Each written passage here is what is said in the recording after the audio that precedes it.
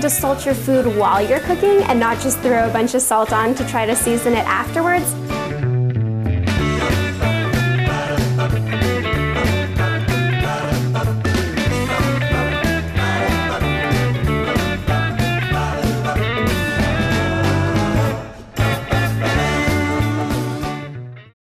Everybody, I'm Chloe Coscarelli, and tonight I'm having a couple of my girlfriends over for dinner. Now, I know what you're thinking. Dinner parties, they can be stressful, they can be overwhelming, and maybe you're just tempted to order takeout. But today, I'm going to show you a meal that's elegant and easy.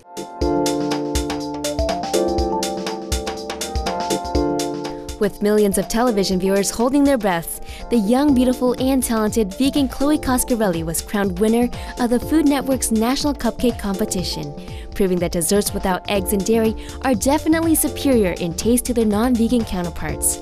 Chloe said, "I'm out to prove that vegan cupcakes can be decadent and delicious." After graduating from the prestigious University of California, Berkeley, Chloe set her sights on mastering her vegan culinary skills. Having been a vegan for the last 5 years and a vegetarian since a teen, Chloe headed across country to attend one of the finest culinary schools in the nation, the Natural Gourmet Institute of Health and Culinary Arts in New York. To further her education, Chloe enrolled in Cornell University's plant-based nutrition program by Dr. T. Colin Campbell and worked at premier vegan eateries such as Millennium Restaurant, Counter Organic Vegan Bistro, and Herbivore Restaurant.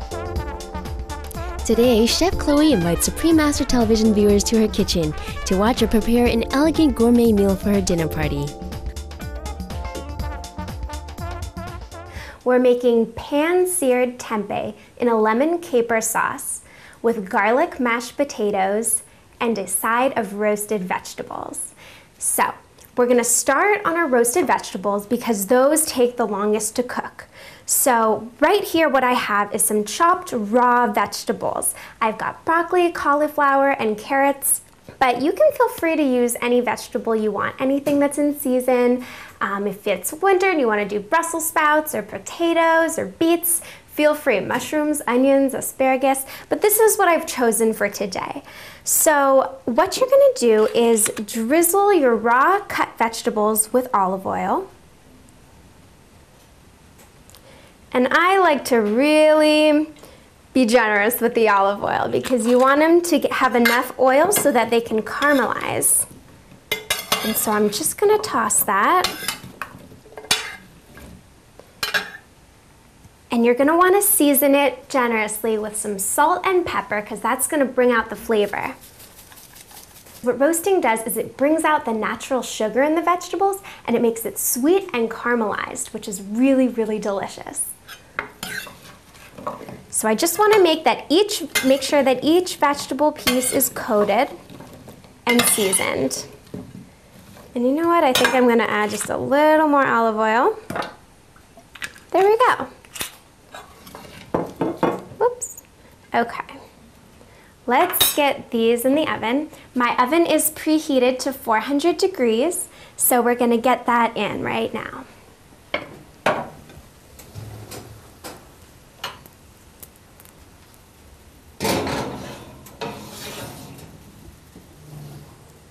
There we go. We want to roast it on a high heat because that's going to bring out the sugar the fastest. Now, what we're going to do is cut and roast our garlic, which we're going to use for our mashed potatoes because we're making roasted garlic mashed potatoes. And roasting garlic is a great technique because what it does is it gives the garlic a more mild flavor than if you eat it raw. So it's really nice. You can spread it on bread when it's roasted. You can do a lot of things, but we're putting it in mashed potatoes. Okay, so cut off the end of the head of garlic, like that. Okay, so what you're gonna do is take some foil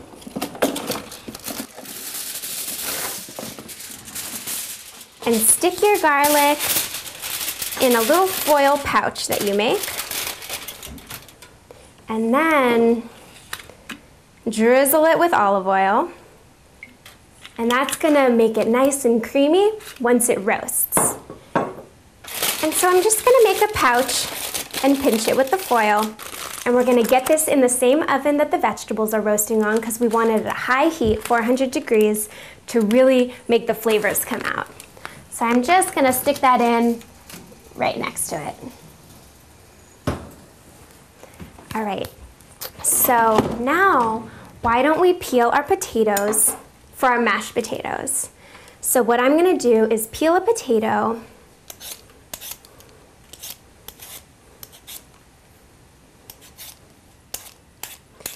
Okay, great.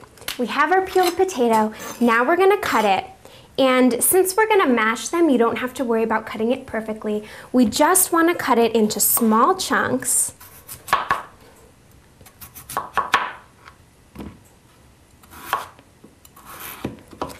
And the smaller the pieces of potato, the faster it's gonna boil and cook. So I like to put some really nice small pieces in there. There we go. So I'm going to add these to a pot of cold water where I have some pre-cut potatoes that I already did. And they're sitting in cold water because that prevents the potatoes from turning brown. So let's go ahead and add these in. And let's turn the heat on. We're gonna cover the lid so that it boils faster. All right, so our potatoes are boiling, our vegetables are roasting, and our garlic's roasting. So now let's get started on the main dish, the tempeh. The wonderful aromas of veggies cooking is filling up Chloe's kitchen. Vegetarianism, the noble way of living, will be right back after this brief message, so please stay tuned to Supreme Master Television.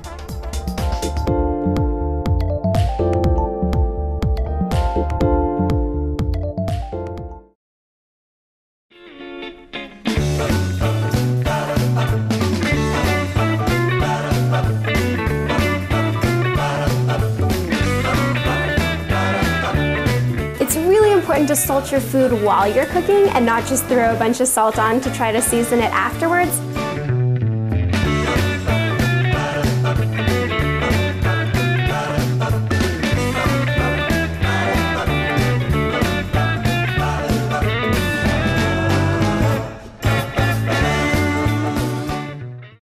So today I'm cooking with tempeh. Tempeh is a fermented soy product, really high in fiber, protein. It's a great substitute for meat. And it has a nutty quality to the texture, which is really great to adapting to lots of different flavors. So here's our tempeh. This is what it looks like. You can notice that there's a little bit of darker areas. That just means it's fermented more. I remember the first time I got tempeh and I saw some black and I was like, oh no, it's moldy, this is bad, I have to return it. But that's not the case at all, so don't be alarmed if you see a little black. Okay, this looks great. So I think I'm gonna do triangles today. So I'm gonna start by cutting it in half. And then with each half, I'm gonna slice it so it's a nice thin slice. Right down the center like that. Do it with the other side too. You can really cut it in any shape that you want. If your kids like circles and you wanna do something more fancy, you're welcome to. Okay, there we go. Now, before I start working with my tempeh, what I'm gonna do is steam it. And what steaming it does is it takes out the bitter flavor because it's a fermented product. Sometimes there can be a little bit of bitterness, but by steaming it, you'll release that bitter flavor and it'll be ready to soak up the new flavor of our sauce that we're gonna add. So let's put these in the steam basket.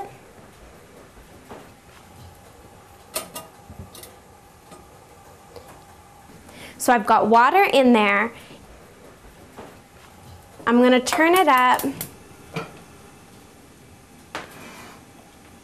to about a medium-high heat.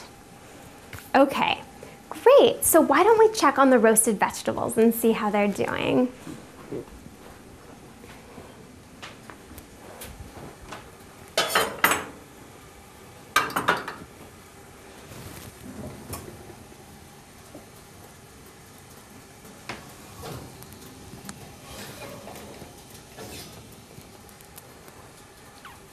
Okay, these look good, but we can see that they're not quite ready yet.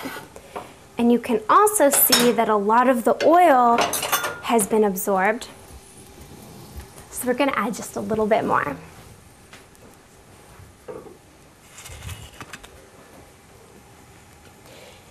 And you'll notice that these vegetables are gonna shrink down. That's pretty much the nature of roasting vegetables.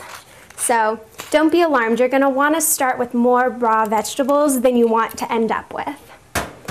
Okay, let's get these back in there.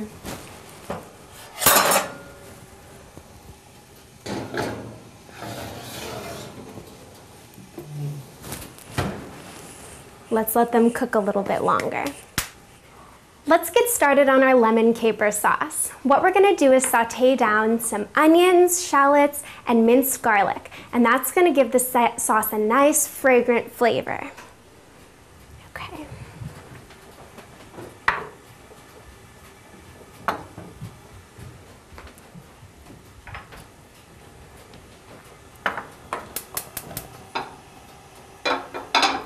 So I'm gonna put the saute pan on a medium-high heat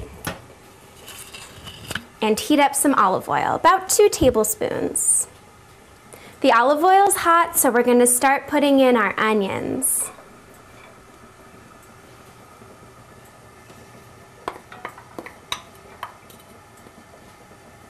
We're also gonna add shallots, which are really great flavor for this kind of sauce.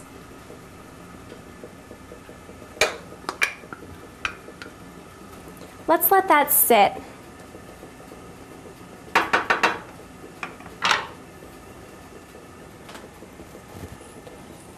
Now, while the onions and the shallots are sauteing, we're gonna make sure to season it well with salt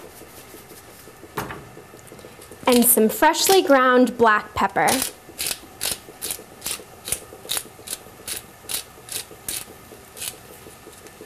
It's really important to salt your food while you're cooking and not just throw a bunch of salt on to try to season it afterwards, because the heat of the cooking process actually changes the flavor of the food and enhances it. So we want to always season well as we go.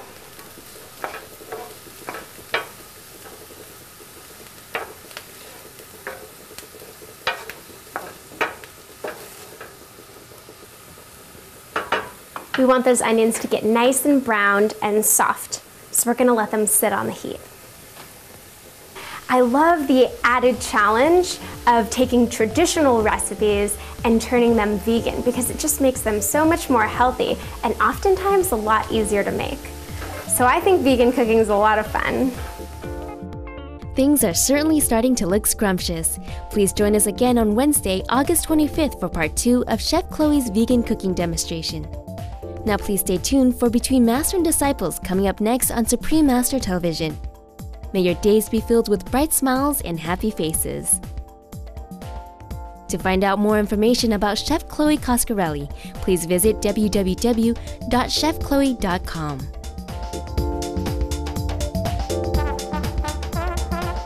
For more details, please visit www.suprememastertv.com/VEG.